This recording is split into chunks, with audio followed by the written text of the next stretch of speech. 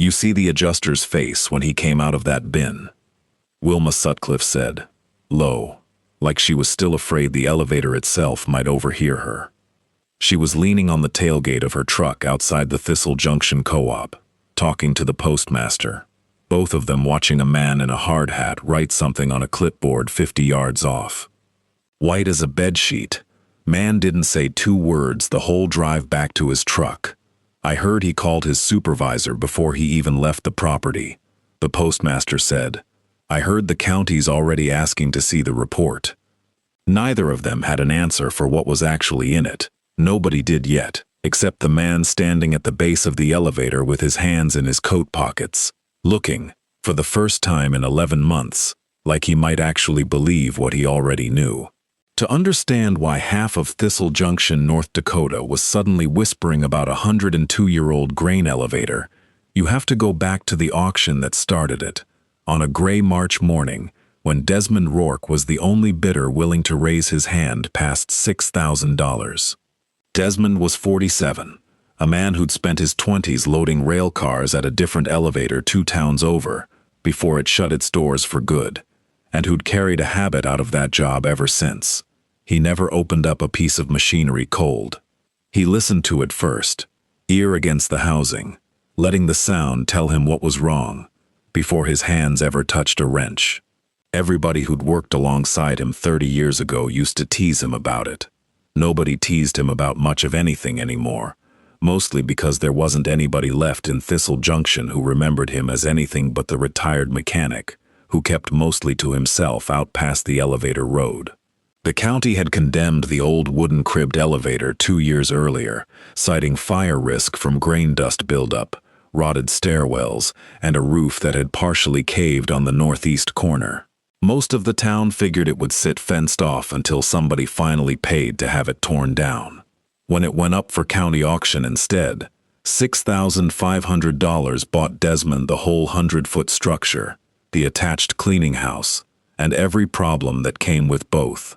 Wilma Sutcliffe had sat on the co-op's board back when the elevator was still working grain, and she'd been the loudest voice at the auction telling anybody who'd listen that Desmond was throwing his retirement into a building that would either burn down or fall down before he ever got a dime back out of it. "Sound structure my foot," she told him outside the courthouse the day the sale closed. "That thing's been condemned for a reason, Desmond. You bought a headache with a 100-foot chimney on top of it." Desmond didn't argue with her. He just started showing up at the elevator every morning that spring, with a ladder and a notebook, doing exactly what he'd always done before he touched anything. He listened. He climbed the man-lift shaft rung by rung, laying a hand flat against the timber cribbing every 10 feet, waiting for the give, or the tightness that would tell him more than any inspector's checklist. What he found didn't match the county's condemnation report at all. The northeast roof section had failed, yes, and the outside stairwell was rotted past saving, but the crib timber walls themselves, 12 inches of solid stacked lumber from foundation to cupola, rang solid under his palm in section after section, floor after floor. If you've ever bought something everyone told you was already ruined and found out otherwise the hard way, you know the next part of this story is the part that's easy to get impatient for, so stick with it, because Desmond wasn't finished climbing that elevator, and neither was the story. Wilma wasn't wrong to worry, not entirely. Structural soundness didn't mean the county would simply take his word for it, and everyone in town knew the state fire marshal's office had shut down 2 other elevators in the region that same year, over grain dust explosions that had nothing to do with rotted stairwells. If the county's engineer came back with a different read than Desmond's own hands had given him, the $6,500 would be the least of what he lost. Repairs ran through that whole first summer. A new roof section, rebuilt stairwells, code-compliant dust mitigation to satisfy the county, before anyone would even discuss lifting the condemnation. Desmond spent almost every dollar of the retirement money that hadn't already gone to the auction, and by September, when the county finally cleared the structure for reuse, he had almost nothing left over to do anything with it. He'd been vague all along about his actual plan for the building. telling anyone who asked only that he intended to open some kind of small milling business, which struck most of Thistle Junction as one more reason to worry about him. The trouble came in October when Desmond tried to insure the building for that milling operation and found that no standard policy would touch a rebuilt condemned elevator without an independent structural and fire risk assessment first.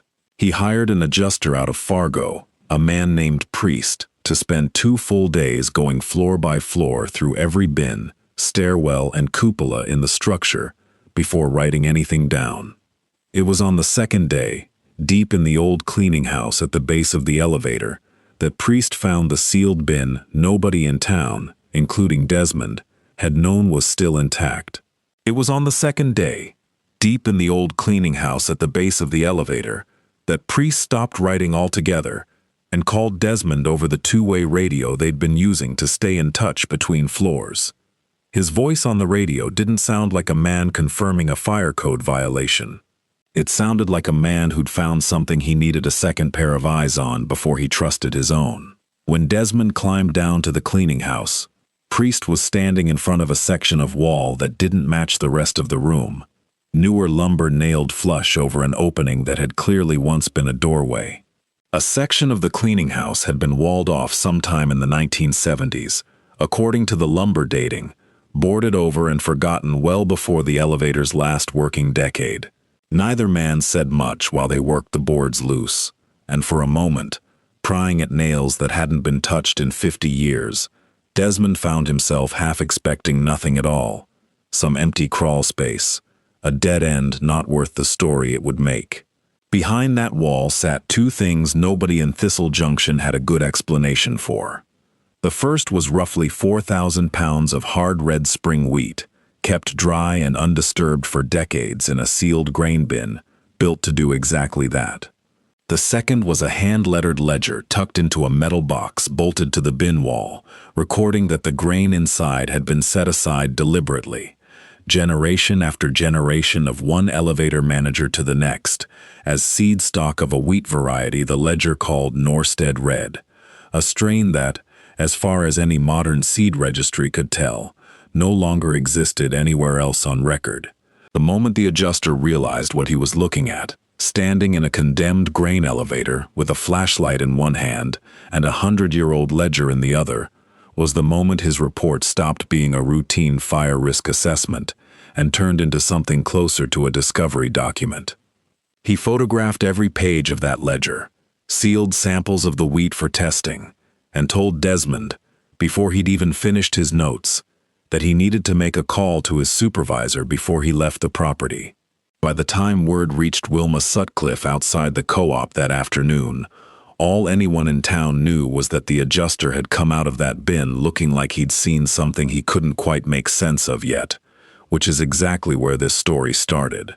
What the full report eventually confirmed, once Seed Labs and a Heritage Grain Co-op out of Minneapolis got involved, was worth every bit of the whispering. The cribbed timber structure Desmond had bet his retirement on wasn't just structurally sound, as he'd already suspected from all that listening.